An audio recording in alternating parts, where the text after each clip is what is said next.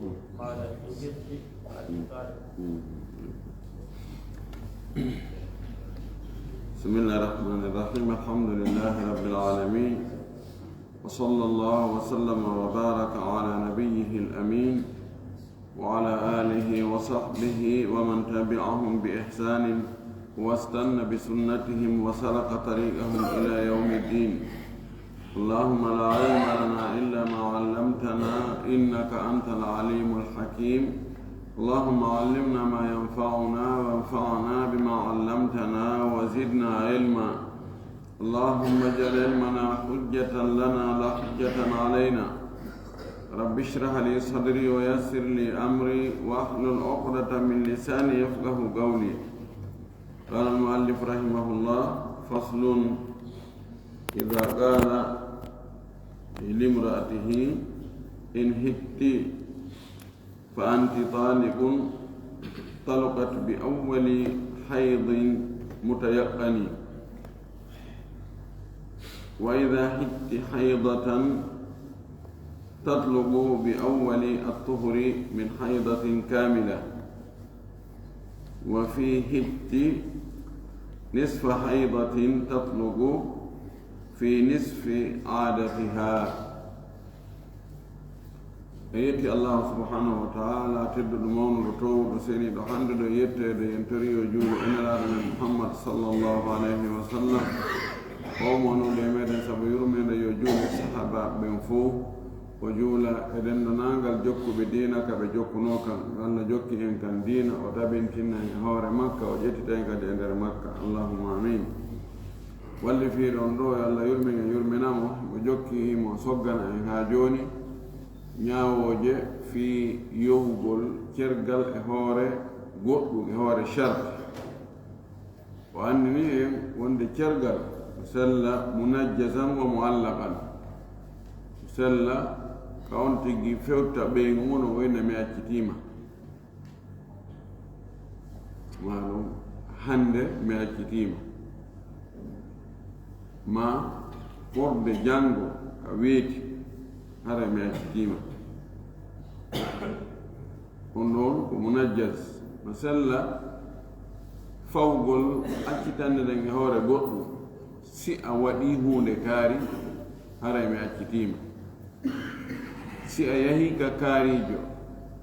hara mi accitima, so a ɓornike sifa ɗum ɗo a yalti hara mi accitima, si a defaali hande rigara on hara mi accitima. aggugol e hoore chartiji joni noon yimɓe ɓen ka aggugol cergal ngal e hoore charte hiɓe serti mo ɓe fayde aadaji muɗum ko honɗum wowlata waɗa condition fi yani si ɗum ɗon waɗali ma si ɗum ɗon waɗi wonde wakkiti sonnajo. woɓɓe ko si waɗali, woɓɓe ko si waɗi, fo e muɗum woni ko on tigi waɗi ko nafi, waɗi ko ithbat. ida waga alshartu waga almashrutu. si tawi goɗɗo o wi ɓeygu makko in hirti, si a fiilike, si tawi a fiilike fa anti taliqun haray mi accitima. ko fewndo honde hara cergal ngal yanata o wi ɗo taluqat bi awwali haydin mutayaqqani, haray cergal ngal ka yanata ko ka fuɗɗode fiilayeeru fellitandu wonde ɗum ɗo ko fiilayeeru ni wona ƴiiƴan son sagol, wona ƴiiƴan ñaw, ɗo ka fuɗɗode ƴiiƴan. so yi ƴiiƴan nan pat o ndaari o tawi ko aada makko onni haray ɗon woni accitande. fii kala ko accitande bidia ɓe yewtino ɓaawo wonde neɗɗo hana accitugol ɓeygu muɗum tawa ɓeygu makko no yiɗi ƴiiƴam fiilayeeru. e yewti yeɗodiral ngal hakkunde karama ko ɓen si ɗum ɗon kontete ka kontataki yewti wonde zahiriyankoɓɓen e riwaya na on non woni mutamado on ka madhab imam ahmad no sembini mo non kono ibnu taymiya ibnu qayyim kañum cheikh al albani amar musari ibnu uthaymin rahmatullahi alal jami ɓeɗo fof no sembini mo wonde kontatake mere kono jumhur en karama koɓɓen e nder temedere capanɗe jeenayo ɓeydi kontete ɗo imam malik abu hanifa imam shafii ahmad fil mutamad e karama ko ɓe luttu ɓen ɓeydi kontete mo jogi bakkatugoy waɗi koko haɗa o waɗi kono fi on ti waɗi ko haɗa kon hatta ko o waɗi kon o nangitire e yewtino ɗum siko ngol ɗon konngol ƴettuɗen si on tigi inni ɓeygu muɗum si a fiilike tun si a yi règle maɗin tun haray mi accitima ka fuɗɗode yi'ugol règle haray woni accitande ko ɗon fuɗɗete kontede o wi ay wa in qala wa ida haydatan tatlubu bi awwali tuhri min haydatin kamilatin amma si tawi ko wiimo si a fiilike fiilayeeru anda ko wi si a fiilike tun haray mi accitiima donc o fuɗɗi fiilaade ɗon haray accitande ɗen ko ɗon fuɗɗete wi si a fiilike fiilayeeru ɗo fiilayeeru ko woni fuɗɗike haandu gasi donc honde cergal ngal fuɗɗoto ko tuma o fiili ha o laaɓi pos awwalu yawmin fi tour awwalu marratin fi tour ka o laaɓi wo o ndaari o tawi o laaɓi wo haray cergal ngal ko ɗon ngal yani haray ngal ɗon cergal ko cergal sunna sabu no si innama tun fiilayeeru haray ko holli wonde ko ndu fuu fuɗɗike ha ndu gasi amma si a fiilike fiilagol ngol ɗum ka fuɗɗode hakkude lannode fof ko fiilayru wiyete ko fiilagol wiyete ɗum sendi hakkunde ibaraji ɗin ɗiɗi wafi ay wafi gawlihi in hitti nisfa haydatin o haray tatlubu fi nisfi adatiha so wi ɓeygu makko si a fiilike feccere fiilayeeru maɗum haray mi accitima feccere fiilayeeru ɗum haɗa ɗon ko feccere aada ko wowi yiide fiilayeeru kon ko ɗon cergal ngal fuɗɗoto si tawi ko balɗe 6 o wowi yiide ko fiilike o heɓi balɗe 3 haray ɗon konte ɗon fuɗɗike malkude haray accitande nden kontama siko balɗe 8 o wowi yiide ko tuma o timmini balɗe 4 o siko balɗe 10 o yiyata ko tuma o timmini balɗe 5 o bimana aada makko on kanko ko tuma o fecci e hakkunde ɓay fiilayeeru no fecco e hakkunde cergal woni feccatako neɗɗo no yowa no wawi yowde piiji ɗin e feccere fiilayeeru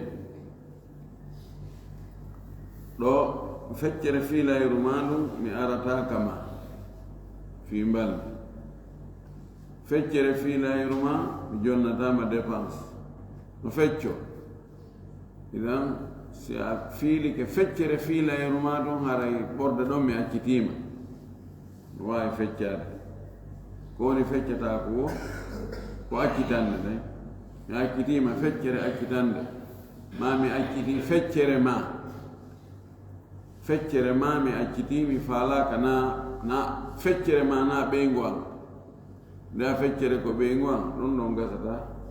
ko imma wona fof ma fof wona fof ɓeygu makko ma fof na ɓeygu makko donc o addi ɗin konngol ɗon ko yowndiri yowgol cergal ngal e hoore fiilayeru ɗum o addi ɗi masalaji ɗo tati so wi ɗum si a fiilike hare mi accitima accitana ɗen kaka fuɗɗode fiilayeru kono fiilayeru pelletiru andan ɗum ɗo wona ƴiƴan sonsagol so wi sa fiilike fiilayeru hare mi accitima ɗon ko tuma fiilayeru ndun gasi so wi sa fiilike ka feccere fiilayeru ma hare mi accitima ɗum ko feccere aada o addi kadi masala goɗɗo go o wi faslun ida allaqahu bilhamli fawaladat li aqalla min 6 ashhurin talqat mundu halafa wa in qala in lam takuni hamilan fa anti talibun حرم وطئها قبل استبرائها بحيضة في البائن وهي عكس الأولى في الأحكام وإن علق طلقة إن كانت حاملا بذكر وطلقتين بالأنثى فولدتهما طلقت 3 وإن كان مكانه يعني كان مكان قوله إن قال إن كان حملك إن كان حملك ذكر فأنت طالق طلقة واحدة وإن كان حملك بالأنثى فأنت طالق طلقتين أو كان مكان قوله أو كان عبارته إن كان ما في بطنك ذكر فأنت طالق واحدة وإن كان بالأنثى فأنت طالق طلقتين فولدتهما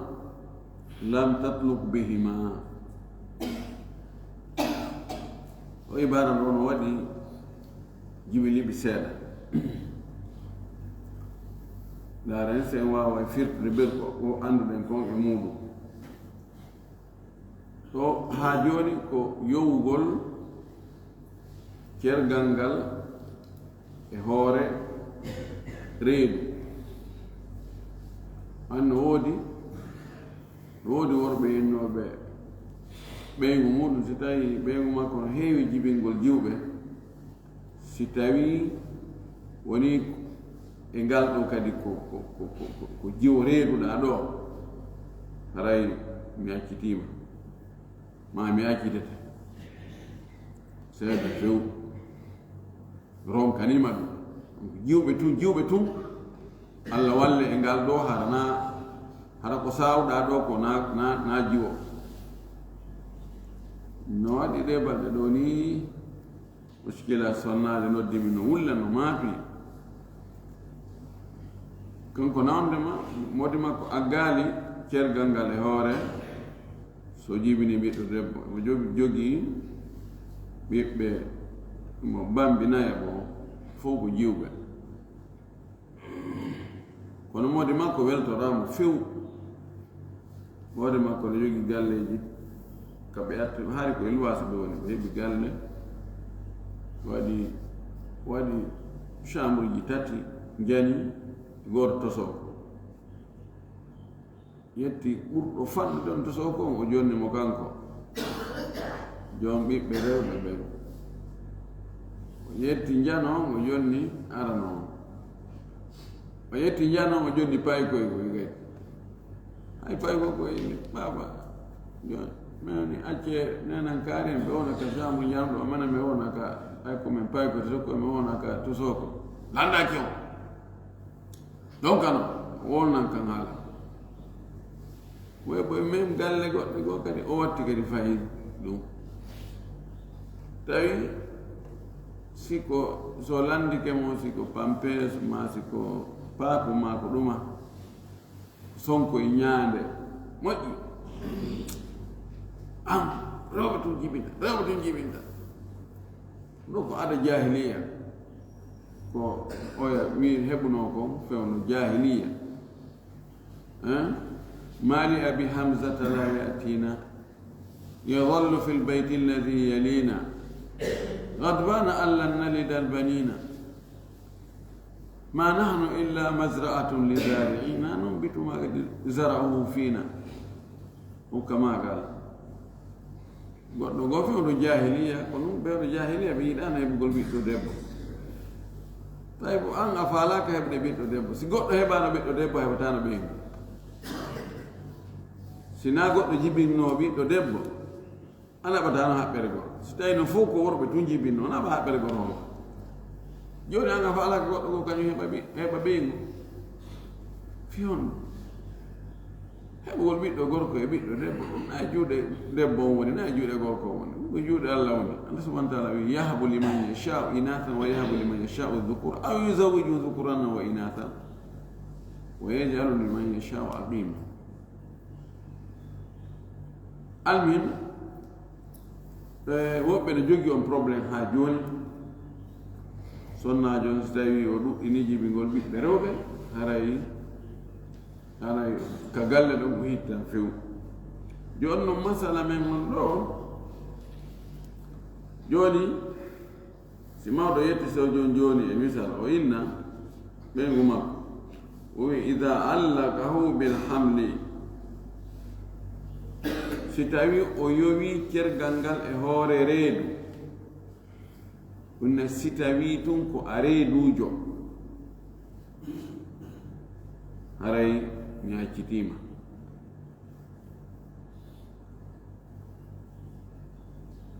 fa waladat li aqalla min 6 ashhurin talugat mundu halafa si tawi o wondu o inni billahi si tawi ko a reedujo tun hara mi accitiima so o jibini e lebbi hara timmaali lebbi 6 gila ka o wonduno ɗum o yowi cergal ngal e hoore reedu ndum haray gila ñande o wonduno haray haray cergal ngal kontumati kontete ko waɗi jaka hari ko reedu o inni wallahi si tawi ko a reedujo mi accitiima so jibini ɗon tawi lebbi 6 timmaali e anndi jaka hari ko reedujo sabu na ɓiɗɗo wonata e reedu yumma mum o yalta himo wuuri tawa timmaali lebbi 6 ka sharia ɗum no wala to e jaka fewno ko o wonata billahi makko oya so tawi ko reedu ñoro accitiima ko reedujo e jakaari o ari woni accitande ka woni accutande wa in qala in lam takuni hamilan fa anti talibun haruma wat'uha qabla istibra'iha bihaydatin fi lba'ini si tawi jooni gorko on ko o wii o inni wallahi si tawi wona a reedujo hara mi accitiima wallahi sina a reedujo hara mi accitiima fes ala faamata ko a reedujo naɗum hara mi accitiima ɗo dagaki ka o yiida e makko taw haa o annda est ce que o ko reedujo kana o reedujo ɓay si tawi na o reedujo haray ko accitaaɗo ka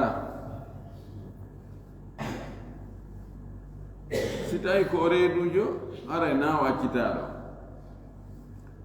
o wi ɗo no harmi o yiidugol e makko haa o annda oya fiilo laaɓe o annda wona o reedujo fil ba'in si tawi ko debbo tay talagon ko talagul ba'i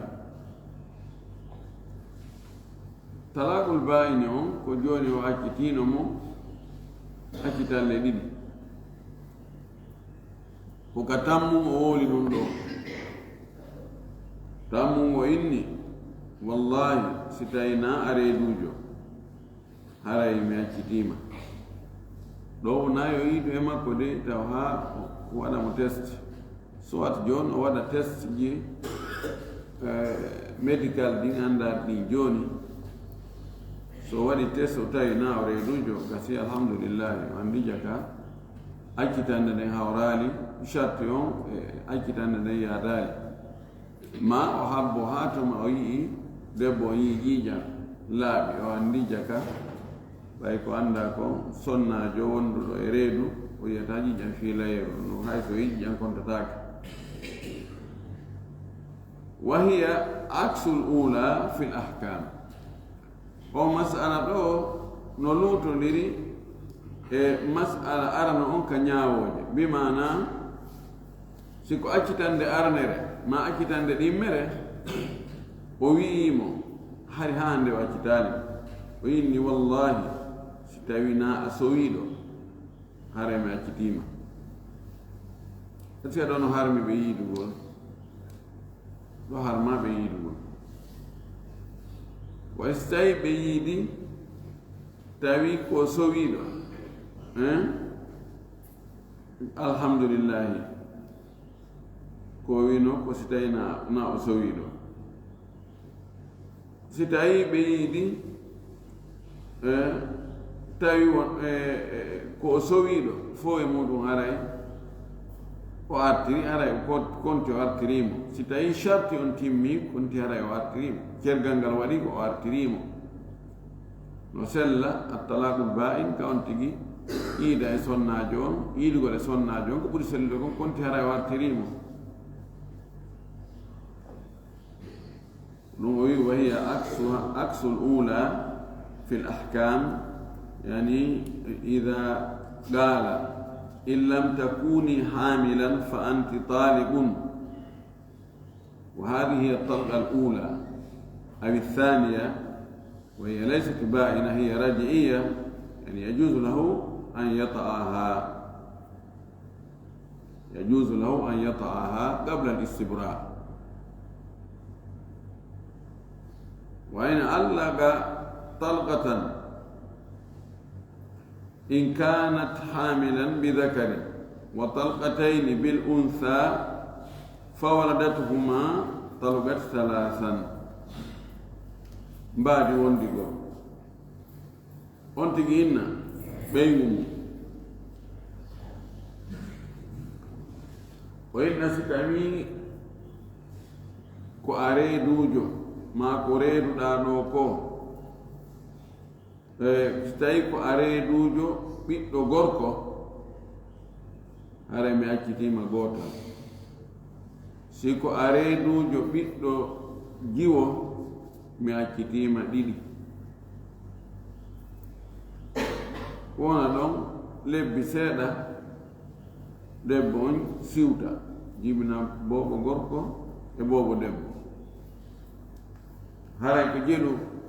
o accita tati ko o jibini bobo gorko on ɗon woni accitande wotere imo yowno wonde so jibini bobo gorko haray o accitimo gootal o jibini bobo gorko ɗon woni gootal imo yowno so jibini bobo jiwo o accitimo ɗiɗi ɗulle o jibini bobo jiwo woni accitalle ɗiɗi e gootal woni tati haray ɗo yette sojo on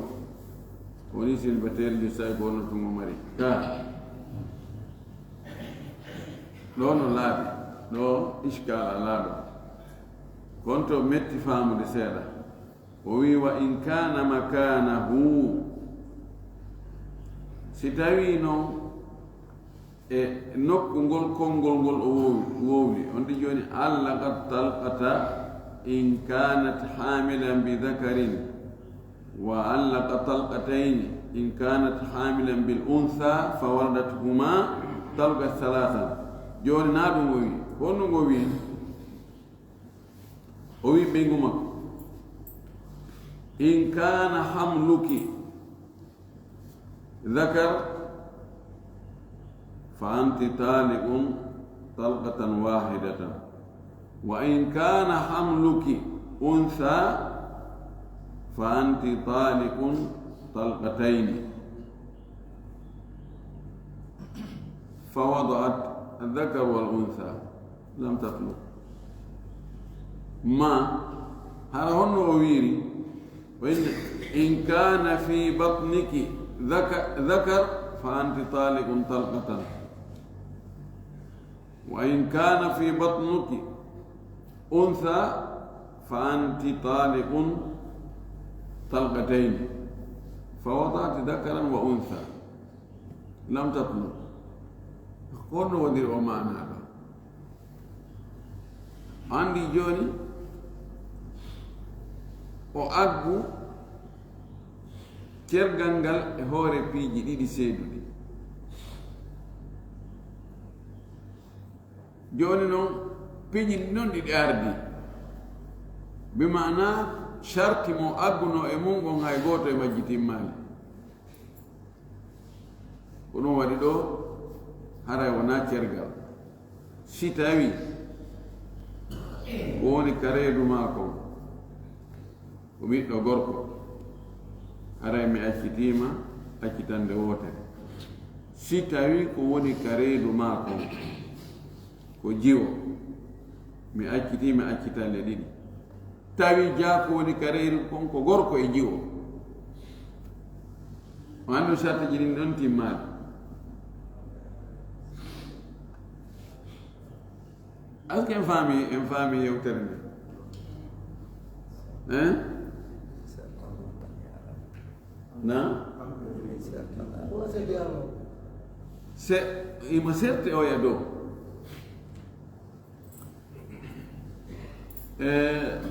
No,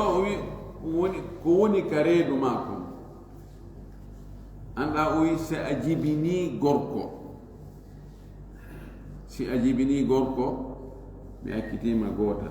Si a jibini jiwo mi accitima ɗiɗi.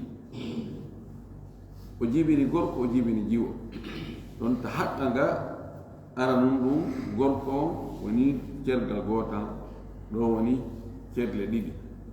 Ɗo joni si tawi ko woni ka reedu maako ɗo ko ihtimal o addi, ihtimal jiwo addi.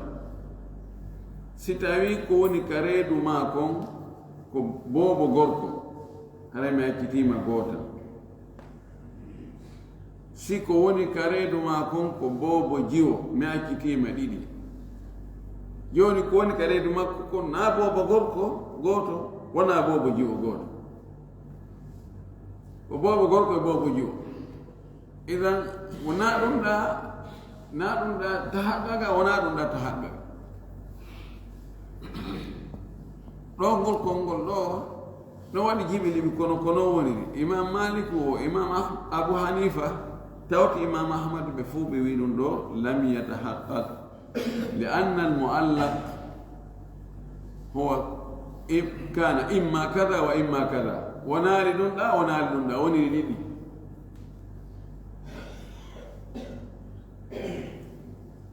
Tayib joni inne sa yahi sa addoyi ɓiraɗa, sa yehi addoyi a soodo ɓiraɗa a addi mi accitima gotal. Sa yehi a soodi a addoyi ndiyam mi accitima ɗiɗi. Kama so soodoyi ɓiraɗam hara woni accitande gotal ka. So soodoyi ndiyam woni accital ɗiɗi. So soodi ɗiɗi noon wonaani tati waɗaale ko wino ko fof waɗaale. Parce que koyno kosi ko ɗum ɗo ma ɗum ɗo joni noon na ɗum ɗo addiri ni no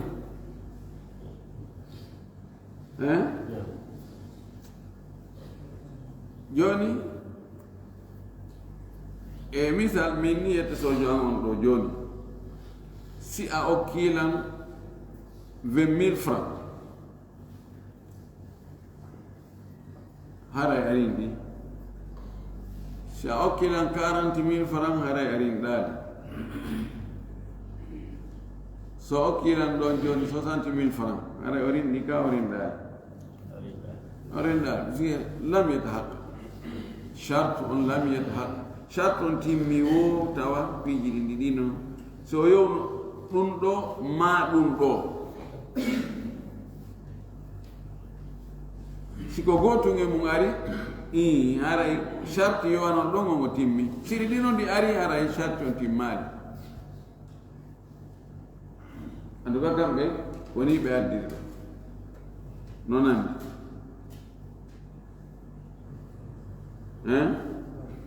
foyino naam o ibara ɗo wonno gaw o in kana hamduki o ma fi batniki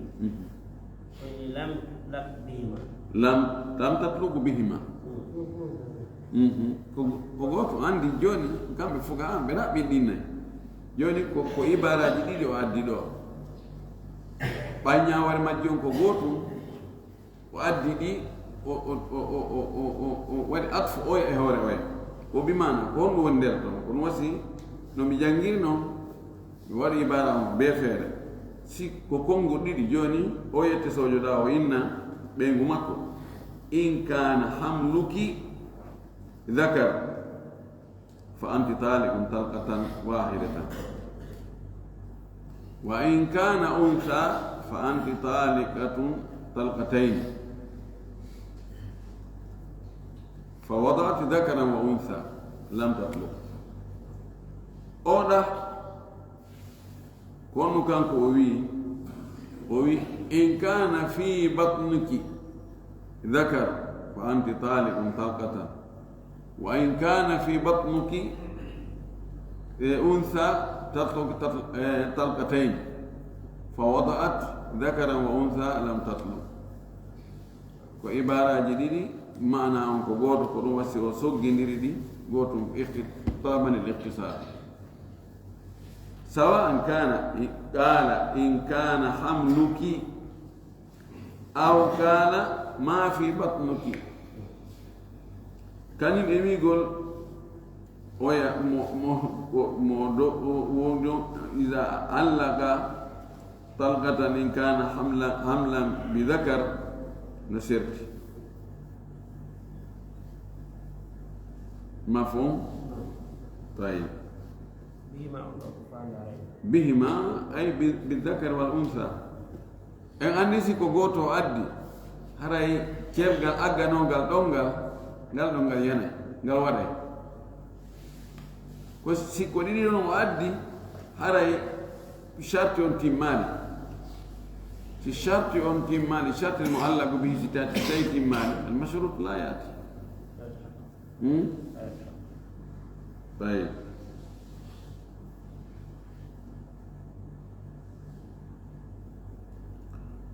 أي فصل إذا علق طلقة على الولادة بذكر وطلقتين بأنثى فولدت ذكرا ثم أنثى حيا أو ميتا طلقت بالأول وبانت بالثاني ولم تطلق به وإن أشكل كيفية وضعها فواحدة حاجوني مؤدي إباراجي متري فهم وي إن ألغا ستاي غوركو يوي طلقة كيرغانغال على الولادة إجيبين غونغو عندي ناني ويوي كو وني كان ريدو كو في كلا أرانا أنكو كوي ستاوي كوريدو داكم كو غوركو mi accitima goota si tawi ko reeduɗa kon ko debbo mi accitima ɗiɗi o jibini gorko e debbo wiɗen ɗon ko bonti tati so witun ko woni ka reedu ma ko andi ko reeduɗa ko e ko woni ka reedu ma ko no ara sertugol joni ko woni ka reedu no wawi joni ko woni ka reedu ko wona gorko wona debbo honsa muskil ma koko waya pallal